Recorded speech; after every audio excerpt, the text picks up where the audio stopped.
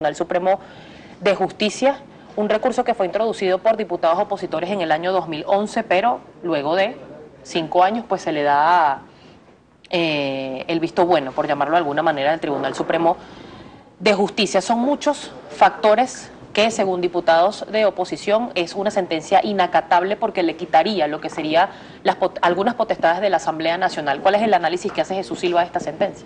Bueno, respetuosamente considero que esa opinión de los diputados opositores es un contrasentido jurídico, porque esta sentencia se origina de una demanda interpuesta precisamente por diputados opositores para aquella fecha que pedían mayor participación de las bancadas en contraposición a lo que es la directiva de la Asamblea. Para aquel momento la directiva estaba en manos del chavismo. Entonces esto busca un equilibrio en la participación de los diputados, en el debate, y yo pienso que llega en buen momento esta sentencia judicial.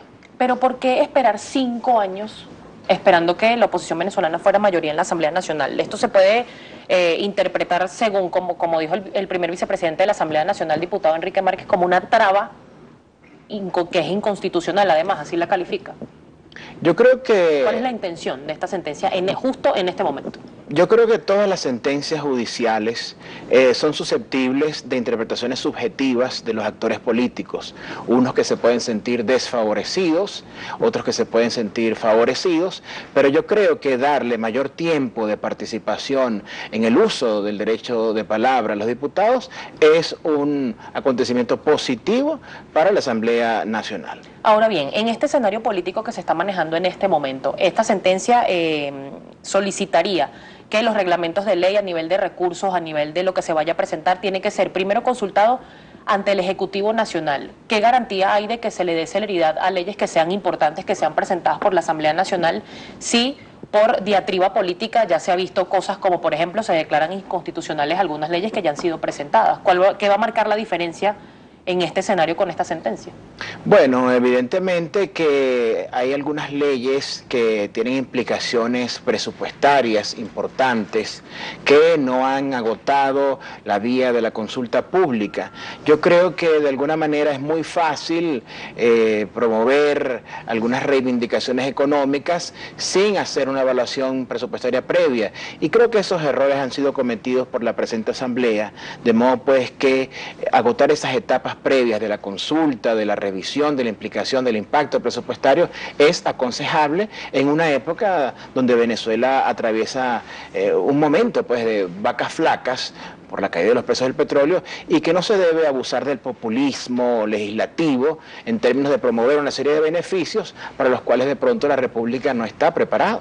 Ahora bien, hay un enfrentamiento de poderes en este momento, es decir, el Tribunal Supremo de Justicia, el Consejo Nacional Electoral, están en una suerte de competencia con la Asamblea Nacional. Esto se lo pregunto porque fue ya solicitada en otro tema también, además, la ley de referendo. Sin embargo, por parte del Tribunal Supremo de Justicia y también del Consejo Nacional Electoral, se aseguraba que el Consejo Nacional Electoral tendría exclusividad para debatir sobre estos temas. Sin embargo, en el artículo 187 de la Constitución, pues, dice que no tiene exclusividad el Consejo Nacional Electoral. Pero hay un enfrentamiento de poderes real en este momento. En el artículo 187, numeral 3 de la Constitución, se expresa muy claramente que las funciones contraloras de la Asamblea Nacional de Control Político son para la administración pública, es decir, para el gobierno nacional. No incluye otros poderes. Por eso, la sentencia reciente que se generó desde el TCJ, aclarando cuáles son las competencias de control, de interrogatorio, de interpelación del Parlamento, son ajustadas estrictamente a ese artículo 187, numeral 3. Entonces yo creo que de alguna forma los interrogatorios, las invitaciones, las interpelaciones de la Asamblea Nacional estuvieron sujetas a un interés propagandístico, un interés de alguna forma mediático, y que no se debe ser promiscuo en esa práctica de interpelaciones, sino realmente fundamentadas, realmente justificadas. Y creo que la sentencia es ajustada a derecho en estos términos. Algunos diputados de oposición aseguran que se está violando lo que sería la autonomía de la Asamblea Nacional. Por ejemplo, en esta sentencia, en el artículo 64, en los numerales 5, 6 y 8, se prohíbe de cierta forma modificar lo que sería el orden del día. ¿Cómo se le daría continuidad a un tema coyuntural que pasa en el momento que se tenga que discutir si tiene que, no sé, se va a prohibir cambiar el orden del día y además convocar lo que serían las sesiones 48 horas antes? Pero si pasa algo sobrevenido que amerite que la Asamblea Nacional legisle urgente por un tema en específico, ¿cómo queda entonces con esta sentencia el ejercicio de la Asamblea Nacional como tal? Bueno, recordemos que existiendo dos bancadas parlamentarias se deben resguardar los derechos de ambas. Lo que no puede ocurrir en Venezuela, en nuestro Parlamento, lo que sería el mal mayor, es que se aprueben algunas leyes de madrugada e impidiendo que la bancada del chavismo haga acto de presencia. Recordemos que la actual asamblea está en esa línea divisoria entre mayoría de 3/5 partes y de 2/3. A mi juicio, mi interpretación constitucional es que tiene una mayoría de 3/5 partes.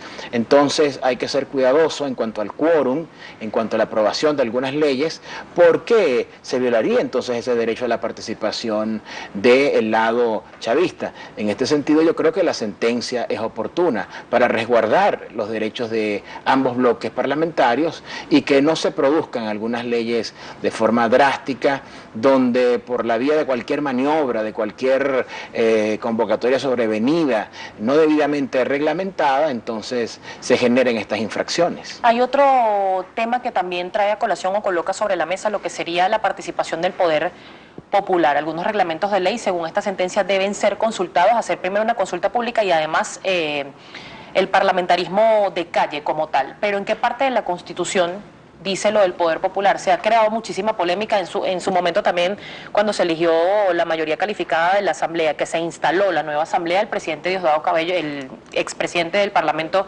y diputado, además Diosdado Cabello, juramentó a un parlamento que en su momento fue calificado como paralelo por parte del actual presidente de la Asamblea, Henry Ramos Ayub. ¿Esto está en la Constitución, la participación del Poder Popular o la aprobación por parte del Poder Popular de leyes que promulgue la Asamblea? El artículo 5 de la Carta Magna habla de la soberanía popular que se ejerce de forma directa a través de la organización del pueblo según los mecanismos de ley y de forma indirecta a través del voto. Entonces, cualquier organización popular es constitucional, cualquier organización comunal es constitucional. ¿Pero tienen influencia sobre decisiones de la Asamblea?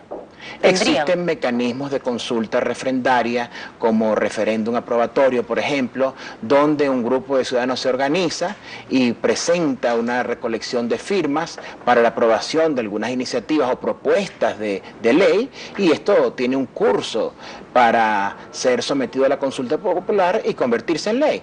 Lo que pasa es que poco se ha activado desde 1999 hasta la presente fecha este tipo de mecanismo de ley promovida por el propio pueblo. Seguramente ¿Por qué ha bajado? ¿Por qué ha mermado quizás esa participación? Seguramente la llegada de una mayoría opositora a la Asamblea Nacional, estoy convencido de que es así, ha hecho que se estudie un poco más la Constitución en aquellos sectores políticos interesados en recuperar el poder que se ha perdido debido al resultado electoral que reconocemos perfectamente. Entonces, hay otras instancias para el ejercicio democrático, el ejercicio político, y se han activado porque hay un interés especial en hacerlo. De alguna forma, antes, para el sector chavista, la situación era mucho más cómoda cuando se tenía dominio del Parlamento. Ahora se ve obligado este sector a estudiar más profundamente la Constitución y buscar mecanismos alternativos que sean democráticos, que sean constitucionales, pero que también puedan promover material legislativo. Ahora bien, en este momento se considera que se respeta la voluntad popular, tomando en cuenta que la gente votó y efectivamente se generó la mayoría calificada de la oposición en la Asamblea Nacional. Sin embargo, todas las decisiones son revertidas. ¿Hay un respeto cierto de lo que votó el pueblo el 6 de diciembre? Yo creo que ese respeto es absoluto y creo que se le ha dado un ejemplo al mundo, porque contra matrices de opinión que planteaban que no se reconocían resultados, que siempre ganaba el chavismo, la oposición obtuvo una mayoría muy significativa de casi 2 millones de votos de ventaja, y eso se reconoció, ahí están los resultados, y a partir de allí las decisiones del TCJ contra algunos proyectos de ley o actos parlamentarios obedece a la defensa de la Constitución, a las facultades que están establecidas en el artículo 334, 335, 336 de la Carta Magna, porque en ningún caso no el pueblo de Venezuela o una parte de nuestro pueblo votó por una asamblea para que viole la Constitución. El pueblo no votó para que la asamblea plantee destituir al presidente de la República en 6 meses con mecanismos no constitucionales. Tampoco la ha autorizado para que destituya a los magistrados sin una calificación previa de falta que venga del poder ciudadano como lo ordena la Carta Magna. Tampoco esos votos a favor de esa asamblea o a favor de esa mayoría opositora son una licencia para destruir el funcionamiento de los poderes públicos, de generar un nuevo Tribunal Supremo a través de una manipulación de la ley orgánica del TCJ. Entonces, siempre y cuando la autoridad elegida haga su trabajo dentro del marco constitucional, tiene legitimidad de ejercicio, es decir, comportarse según la Constitución, porque una entidad elegida puede tener legitimidad de origen, viene del voto popular, fue elegida, pero debe tener su actividad dentro de la Carta Magna, no fuera de ello. Por ejemplo, uno de los temas que seguramente los tienes entre tus preguntas, el tema de la enmienda que se está tramitando a través de la Asamblea. Eso está en la Constitución, es un mecanismo que está planteado en la Constitución. Puede ser porque es calificado desde el Gobierno Nacional como un golpe de Estado, por ejemplo. La enmienda constitucional y el referéndum revocatorio si están contemplados en la Constitución Nacional. Pueden ser calificados como un golpe de Estado. Un golpe constitucional si se utiliza la fachada de la enmienda para fines no previstos en la Constitución. ¿Cómo cuáles? Por ejemplo, para revocar mandatos electos existe una sola institución jurídica y se llama referéndum revocatorio. ¿Por qué? Porque tiene 3 requisitos que dan seguridad jurídica: que se plantee en la mitad del mandato, que se recojan 20% de las firmas de los inscritos en el registro electoral y civil, y que se obtenga una votación igual o superior a aquella con la que se eligió al mandatario. Por la vía de la enmienda no se cumplen esos requisitos. Es un golpe inconstitucional. Pero el referéndum revocatorio sí puede ser aplicado perfectamente por la oposición venezolana. Por supuesto, siempre y cuando se cumplan los 3 requisitos del tiempo, de la convocatoria pública, me refiero, un registro público de esas 4 millones de firmas que se recojan, porque el que no va a firmar para revocar a Maduro tiene derecho a revisar el listado y verificar que no fue incluido en esas 4 millones de firmas. ¿Cómo quedan los venezolanos que no quieren votar por revocar a Maduro, que no quieren firmar para revocar a Maduro, si la lista es secreta? Yo, que estaría en contra de su revocatorio, tengo el derecho a verificar que en esa lista mi nombre, mi firma, mi identidad no sea mal utilizada con esos fines. Por eso hay que diferenciar desde el punto de vista constitucional lo que significa el acto de convocatoria, ese 20% de firmas para convocar, y el acto de votación. El acto de votación, de acuerdo al artículo 67, es secreto, pero la convocatoria es pública porque hay que verificar identidades de quienes convocan a este acto. Esto poco se ha dicho en la opinión pública, esta diferencia, y yo creo que es de interés público aclararlo. Hay otra propuesta, y antes de pasar a la participación de Twitter, que le solicito que me la conteste con la brevedad que sea el caso, en la medida de lo posible, y que nos dé un análisis certero.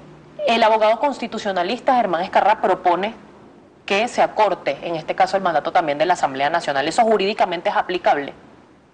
La propuesta de Escarrá es excelente para la oposición y muy mala para el gobierno. ¿Por qué? Porque el gobierno tiene que ser revocado con votos en cantidad igual o superior a con los que fue electo. Esa es la garantía que le da el referéndum revocatorio. Con una enmienda podemos llegar a un escenario realmente de conflicto constitucional donde con menos votos de esos 7 millones que tuvo Maduro en 2013, entonces esa enmienda pretenda recortar su mandato. ¿Y cómo pueden menos venezolanos recortar un mandato que la mayoría eligió para que dure 6 años? Yo evidentemente ejercería un recurso constitucional contra esa eventual decisión de una enmienda que va a quitarle con menos votos un mandato que escogimos para 6 años. Abogado, tenemos mucha participación en nuestra